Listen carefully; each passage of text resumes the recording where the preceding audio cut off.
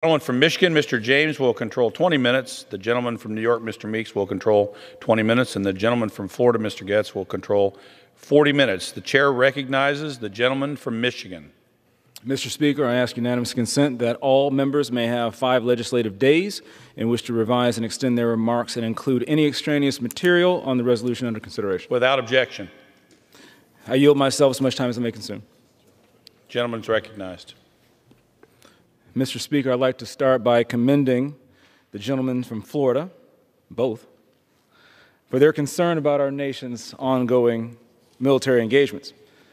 It's one I share as a veteran of the global war on terror. Unfortunately, there are no silver bullets in policymaking, and when we try to make one, we usually end up shooting ourselves in the foot. It's for this reason and this reason alone I stand in opposition. I've served in Operation Iraqi Freedom as an attack helicopter pilot. And as a combat veteran, Mr. Speaker, I can assure you no one hates war more than those who've come face with it.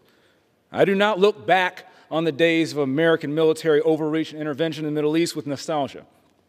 That said, also as a West Point graduate, I understand history and the lessons it teaches.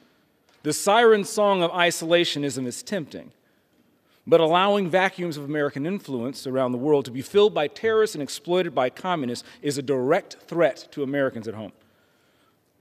While each presidential administration has made errors in the conduct of its foreign policy since the tragedies of 9/11 22 years ago, the most egregious of these errors is continuing to concede America's diplomatic leverage and allowing our agricultural, manufacturing, and energy independence to erode. But it's Congress, this body, that has lazily conceded its constitutional duty to guard its war powers jealously from the executive branch.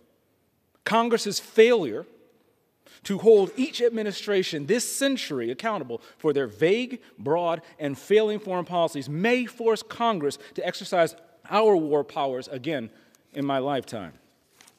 That's why I agree with Mr. Gates, in large part, that war should never be on autopilot nor open-ended. Americans have the right, and Congress has the responsibility to understand and approve of the sacrifice that we'll be asking our country to make. Our service members are real people with families. They are sons and daughters. Many weren't even born when 9/11 occurred. Congress needs to do its job, but it needs to do its job the right way. That's why, rather than continuing an open-ended 22-year-old law, I believe we must work together to first replace it with an authorization of use of military force that focuses on today's critical terrorist threats and requires Congress to stay engaged. We must prioritize first building an America that's strong at home, or we will never have a hope of being strong abroad. Regrettably, my friends, today's resolution does little toward those ends. It will merely direct the removal of U.S. forces from Somalia. That will not work. Less than 2 years ago, we saw what happens when we pull troops with no plan. Joe Biden's botched Afghanistan withdrawal forced our troops to abandon billions of dollars in taxpayer-funded military equipment. It resulted in 13 young American service members dead.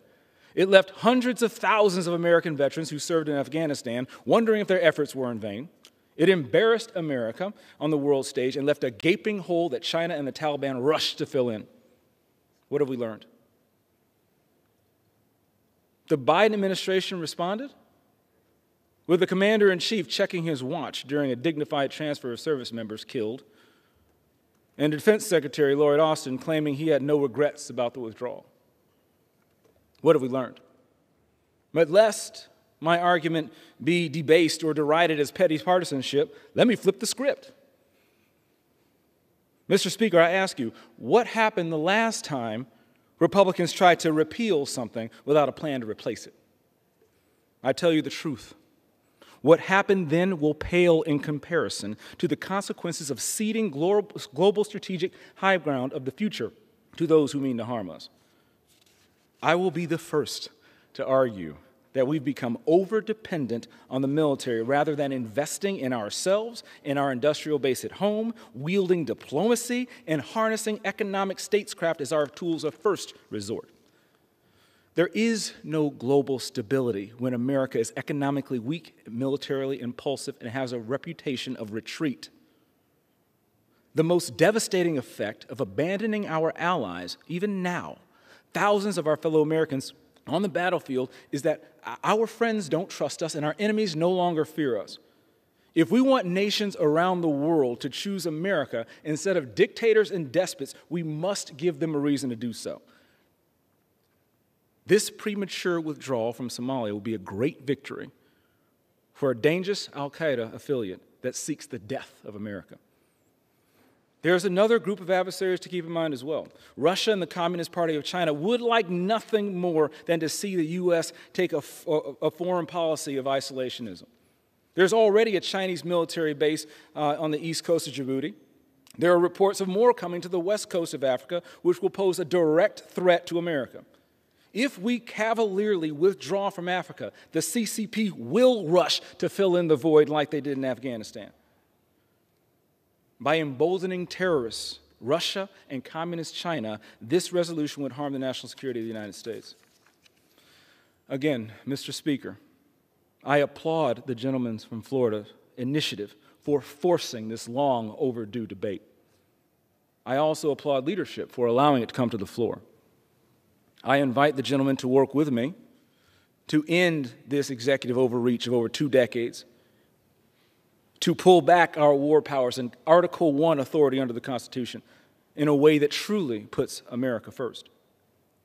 But as it stands today, regretfully, this resolution will not strengthen America at home or keep her safe abroad. It is for that reason, and again, that reason alone, that I urge my colleagues to join me in opposition. Mr. Speaker, I reserve the balance of my time.